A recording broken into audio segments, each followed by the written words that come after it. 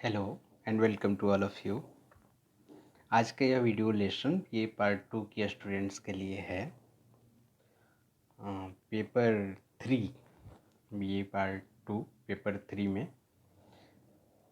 हम लोगों को साइकोलॉजिकल रिसर्च के नेचर, उसके स्टेजेस और how to write an psychological research report, इसके बारे में पढ़ना है।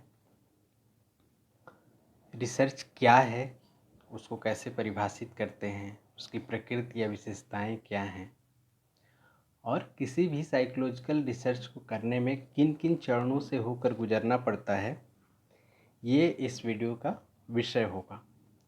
So let's start. सबसे पहले हम कोशिश करते हैं यह समझने की कि मनोविज्ञान में शोध क्या है। तो हमें पता है कि मनोविज्ञान को अगर हम परिभाषित करें तो सबसे स्टैंडर्ड डेफिनेशन जिसको हम मानते हैं वो है कि psychology is the scientific study of behaviour and mental processes, यानी मनोविज्ञान में हम व्यवहार एवं मानसिक प्रक्रियाओं का वैज्ञानिक अध्ययन करते हैं। यहाँ वैज्ञानिकता कैसे आती है? वैज्ञानिकता आती है अध्ययन की विधियों द्वारा, यानी मनोविज्ञान की विषय वस्तु का हम जिन विधियों का उपयोग करके अध्ययन करते हैं वो विधियाँ वैज्ञानिक होनी चाहिए, या वैज्ञानिकता की जो कसौटी है ऑब्जेक्टिविटी, रिलायबिलिटी, वैलिडिटी और ये सब, वो क्राइटेरिया अगर पूरा कर रहा हो कोई विधि, तब हम कहते हैं कि एक वैज्ञानिक विधि है। तो मनोविज्ञान में वैज्ञानिकता लाने के प्रयास के लिए आवश्यक है कि हम इसमें ज़्यादा से ज़्यादा ऐसी विधियों का प्रयोग करें जिनमें वैज्ञानिकता का गुण अपेक्षाकृत ज़्यादा हो। शोध एक ऐसा ही प्रयास है। शोध बहुत ही सिस्टेमेटिक स्टडी है, यानी इसमें एक सीरीज ऑफ स्टेप्स होते हैं जो कि प्री डिटरमिन्ड होते हैं और जिनका पालन करते हैं हम। यानी आप अगर मनोविज्ञान में शोध करने जा रहे हैं तो कुछ स्टेजेज होंगे जिनको एक के बाद एक आपको फॉलो करने की आवश्यकता पड़ेगी। अगर शोध की परिभाषा की बात करें तो डिक्शनरी डेफिनेशन तो यही है कि अ केयरफुल इन्वेस्टिगेशन और a study specially in order to discover new facts और information in any branch of knowledge. फिर अलग अलग मनोवैज्ञानिकों ने इस शोध को परिभाषित करने की अपने शब्दों में प्रयास किया है। बट मोटे तौर पर अगर हम समझें तो रिसर्च एक सिस्टेमेटिक अप्रोच है नया नॉलेज प्राप्त करने के लिए। अगर आप किसी समस्या का समाधान प्राप्त करने की कोशिश कर रहे हैं और ये प्रयास अगर सिस्टेमेटिक है, खास स्टेप से होकर गुजरता है, उसमें आप साइंटिफिक प्रिंसिपल्स का ध्यान रखते हैं, तो वो शोध माना जाएगा। और मार्टिन शटलवर्थ की जो परिभाषा है वो इस सामान्य अभिप्राय जो शोध का हम लगाते हैं उसके करीब है। उनका मानना है कि अगर हम शोध को व्यापक अर्थों में देखें तो उसकी परिभाषा में ऐसी कोई भी any gathering of data, information and facts for the advancement of knowledge, जो भी आप ज्ञान की प्राप्ति के लिए डेटा कलेक्ट करते हैं, इंफॉर्मेशन जुटाते हैं या तथ्य इकट्ठा करते हैं, वो सभी कुछ शोध के दायरे में आ जाता है।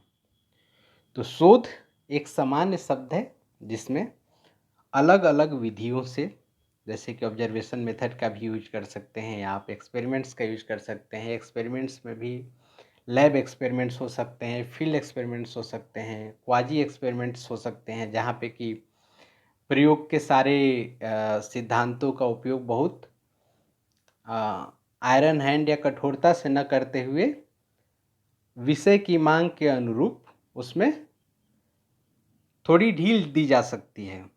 वैसे ही ऑब्जर्वेशन को भी कई तरीके से किया जा सकता है। लैब ऑब्जर्वेशन है, लेबोरेटरी ऑब्जर्वेशन है, फील्ड ऑब्जर्वेशन है, कोरिलेशन मेथड का यूज हो सकता है, केस मेथड है, केस स्टडी मेथड जिसमें किसी व्यक्ति का लंबवत या पूरे जीवन का अध्ययन हम करते हैं, सर्वे मेथड सर्वे मेथड में भी हम अलग-अलग, जब हमारा सैंपल बहुत बड़ा होता है और किसी खास विषय पर सूचना इकट्ठी करनी होती है तो हम उस समय सर्वे मेथड का यूज करते हैं। तो जब हम मनोवैज्ञानिक शोध की बात करते हैं तो ये कोई विधि न होकर, क्योंकि इसमें कई विधियों का अलग-अलग विषय के अध्ययन में जो परिस्थिति होगी, जो आवश्यकता होगी, उसके हिसाब से अलग-अलग विधियों का उपयोग किया जा सकता है। तो एक समेकित नाम है।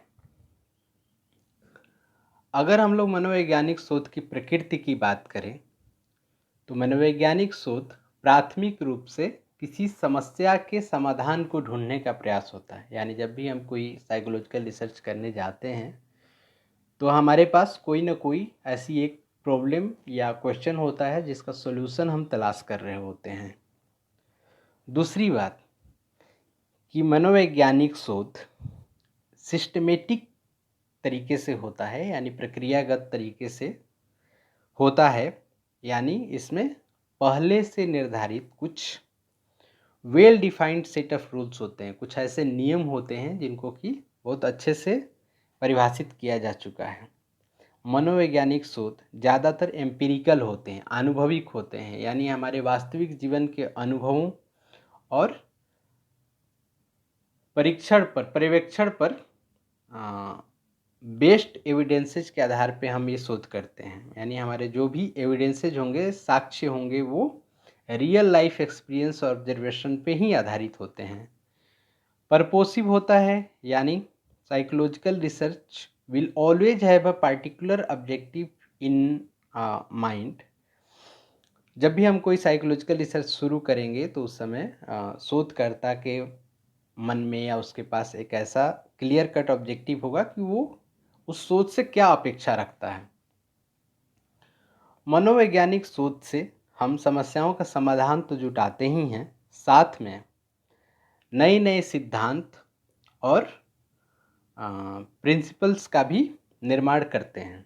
जो ज्ञान अर्जित करते हैं हम शोध के आधार पर, उससे कॉन्सेप्ट्स या उसको व्याख्या करने के लिए साइकोलॉजिकल कंस्ट्रेंट्स, साइकोलॉजिकल कंसेप्ट्स को व्यवहारिक या व्यवहारिक ज्ञान में लाने के लिए नए सिद्धांत की स्थापना करते हैं हम। उसके बाद मनोवैज्ञानिक शोध में प्रिसीजन पे बहुत फोकस किया जाता है, यानी बहुत ही ऑब्जेक्टिव टाइप का स्टडी होगा। और रेप्लिकेबल होने का तात्पर्य यह है कि मनोवैज्ञानिक शोध को अगर आप उसी परिस्थिति का दोबारा निर्माण कर पाएँ तो आप उस अध्ययन को दोहरा सकते हैं। दोहराने से लाभ ये होगा कि जो दूसरे मनोवैज्ञानिक उसी विषय पर शोध करना चाहेंगे वो उसकी यथार्थता को जान सकेंगे कि ये शोध कितना कैसे सही तरीकों का पालन किया नहीं किया, और जो परिणाम आए क्या वो सच में सही परिणाम आए या नहीं आए। अब आते हैं हम मनोवैज्ञानिक शोध के फेजेज या स्टेजेज के ऊपर। तो हमने पहले ही कहा कि किसी भी साइंटिफिक स्टडी के लिए ये आवश्यक हो जाता है कि उस स्टडी के लिए एक pre determined series of steps हों, यानी कुछ खास चरण हों जिसका पालन किया जाएगा। इसका एक फ़ायदा तो ये है कि मनोवैज्ञानिक जब ऐसी श्रृंखलाबद्ध चरणों में कोई शोध करता है तो उसको समस्याएं कम आती है, साथ ही जो कंक्लूजन आता है वो भी भरोसे के लायक होता है। अब हम एक एक करके मनोवैज्ञानिक शोध में आने वाले चरणों की व्याख्या करने का प्रयास करते हैं। तो पहला चरण है फॉर्मुलेशन और identification of the research problem. Research problem यानी शोध समस्या का पता लगाना या उसका निर्धारण करना हमारी पहली प्राथमिकता होती है। जब भी हम रिसर्च प्रॉब्लम से तात्पर्य है हमारा एक ऐसा अनआंसर्ड क्वेश्चन, यानी ऐसा प्रश्न जिसका उत्तर पहले न दिया गया हो और जो हमारे शोध के उद्देश्य को पूरा करने में मदद करे। इस रिसर्च क्वेश्चन को तैयार करने में हमें सबसे ज़्यादा सावधानी इस बात की रखनी है कि हमारे जो संसाधन हैं उसके द्वारा ऐसे रिसर्च क्वेश्चन का अध्ययन किया जा सके, संभव हो। साथ ही हमको रिसर्च क्वेश्चन या रिसर्च प्रॉब्लम का पता लगाने के बाद उसको क्लियर वर्ड्स में डिफाइन करना होता है, परिभाषित करना होता है, ताकि हमारा स्टडी एक निर्धारित दिशा में आगे बढ़ सके। कुछ सावधानियां हैं जो किसी भी रिसर्च प्रॉब्लम को बनाते समय हमें अपने द्वारा पालन करनी पड़ती हैं। जैसे कि यह प्रयास होना चाहिए कि हमारा रिसर्च प्रॉब्लम ऐसा हो जिसके बारे में पहले कुछ खास इन्वेस्टिगेशन ना हुआ हो, या जहाँ पर ये संभावना हो कि आगे इसमें और शोध की आवश्यकता है। दूसरी बात कि जो हमारा रिसर्च प्रॉब्लम हो वो शोध के उद्देश्य को प्राप्त करने में सहायक हो, यानी उसमें योगदान करे। तीसरा कि इसकी जांच करना, वैज्ञानिक तरीके से जांच करना संभव हो, क्योंकि कई बार ऐसे रिसर्च प्रॉब्लम्स भी बनाए जा सकते हैं जिनकी वैज्ञानिक तरीके से जांच करना ही संभव नहीं है। जैसे एक रिसर्च क्वेश्चन हो सकता है कि क्या आत्मा का अस्तित्व है या नहीं, तो शायद अभी जो उपलब्ध संसाधन है उसमें इस बात की वैज्ञानिक तरीके से जांच पड़ताल उस हद तक संभव नहीं है जहां पे एक कंक्लूडिंग रिमार्क किया जा सके। रिसर्च प्रॉब्लम ऐसा भी हो सकता है जो स्टडी के बाद एक दूसरे रिसर्च प्रॉब्लम को जन्म दे, यानी इस अध्ययन के आधार पे आप एक नए रिसर्च प्रॉब्लम की खोज भी कर पाएँ, वहाँ से स्टडी की एक नई दिशा प्रदान कर सकते हैं।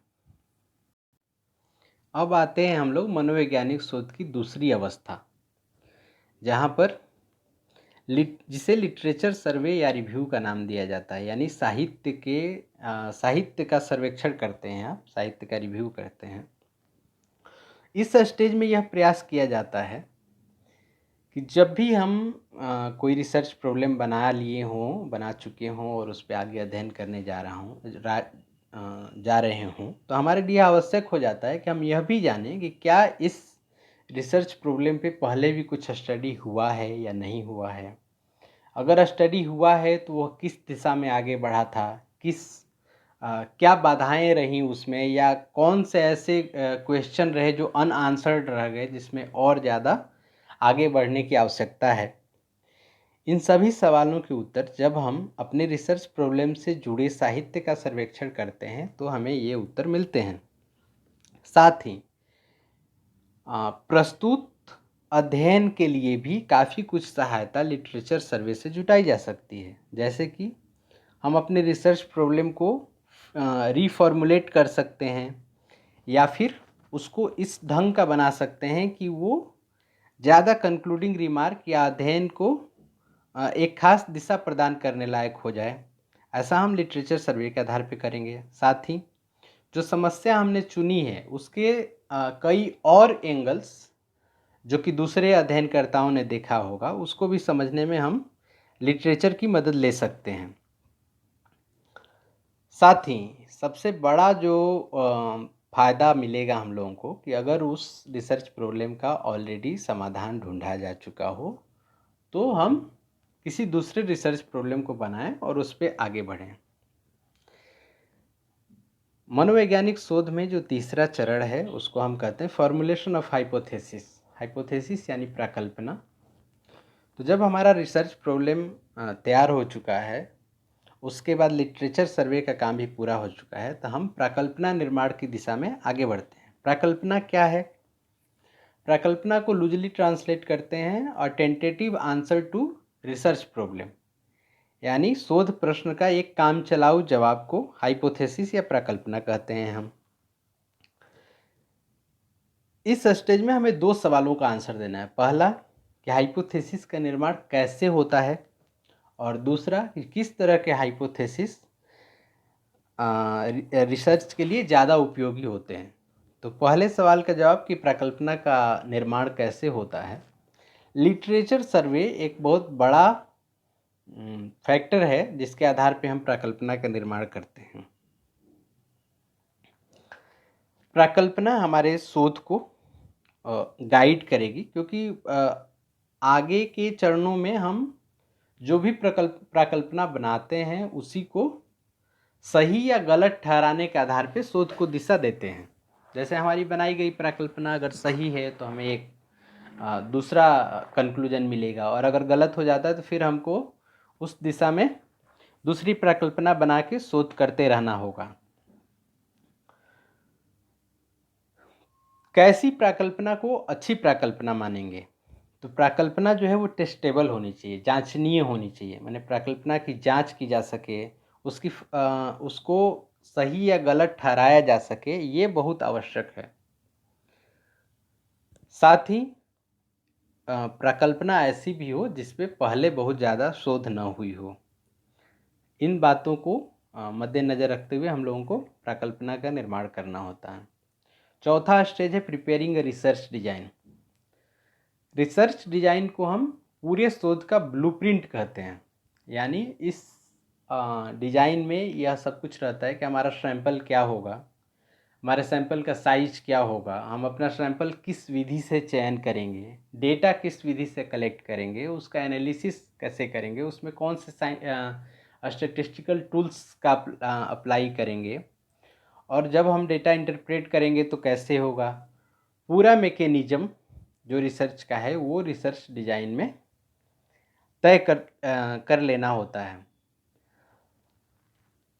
रिसर्च डिजाइन शोध की समस्या और शोध का जो प्रकार है, जो उसकी विषय वस्तु है, उसके आधार पर ही तय की जाती है। कोई भी रिसर्च डिजाइन सभी प्रकार के शोध के लिए उपयोगी नहीं हो सकती है। पार्टिकुलर रिसर्च के लिए पार्टिकुलर रिसर्च डिजाइन हमें इजाद करना होगा, बनाना होगा। पांचवा स्टेप है कंस्ट्रक्टिंग डिवाइसेज फॉर मेजरमेंट। जब हमने तय कर लिया कि हमारे शोध में किन किन अध्ययन विधियों का उपयोग किया जाएगा और हमने सैंपल भी बना लिया, तो हमें डेटा कलेक्ट करने के लिए ऐसे डिवाइसेज की ज़रूरत होगी जिसके द्वारा हम मेजरमेंट करेंगे।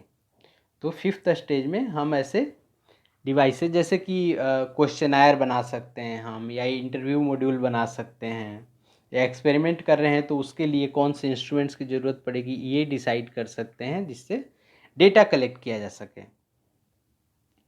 सातवें में हमको सैंपल सेलेक्ट करना होगा। जिस विधि से भी हमने रिसर्च डिजाइन में तय किया कि हम अपना सैंपल सेलेक्ट करेंगे, उस विधि का उपयोग करते हुए सैंपल को सेलेक्ट करना होगा। सैंपल क्या है? तो ये एक ऐसा समूह है जो लार्जर ग्रुप का प्रतिनिधि होता है, क्योंकि जब हमारा टारगेट एरिया या पॉपुलेशन बहुत बड़ा हो और हम सबको रिसर्च में शामिल नहीं कर सकते, तो ये एक उपाय निकालते हैं हम, उसमें से कुछ ऐसे लोगों का रैंडम चयन हो जो कि उस ग्रुप को का प्रतिनिधित्व करते हों, एक्चुअल रिप्रेजेंटेटिव हों जो उसके, और सारे गुण उसमें समाहित हों, तो वो उसका आकार छोटा होगा। यानी सैंपल अपने पॉपुलेशन से काफ़ी छोटे आकार का होता है। तो ये सैंपल मेथड्स, जो भी मेथड्स हमने रिसर्च डिजाइन में तय किए, उसके आधार पर सैंपल का प्रतिदर्श का चयन किया जाएगा। इसके बाद जो डिवाइसेज हमने डेटा कलेक्शन के लिए, मेजरमेंट के लिए खोजी हैं, उसके आधार पर डेटा का वास्तविक कलेक्शन या संग्रहण होगा। जब डेटा इकट्ठा हो जाएगा तो उस डेटा को डिफरेंट स्टैटिस्टिकल टूल्स को अप्लाई करके, या फिर डिफरेंट फ्लो चार्ट से, डिफरेंट ग्राफ्स, उसके आधार पर उसको एनालाइज करेंगे। एनालाइज का मतलब होता है कि प्रदत्त का विश्लेषण करना, उसमें से उसको एक पर्सपेक्टिव देना, डेटा को एक पर्सपेक्टिव देना। क्योंकि बिना किसी पर्सपेक्टिव के डेटा हमें कहीं, मतलब it will lead us nowhere.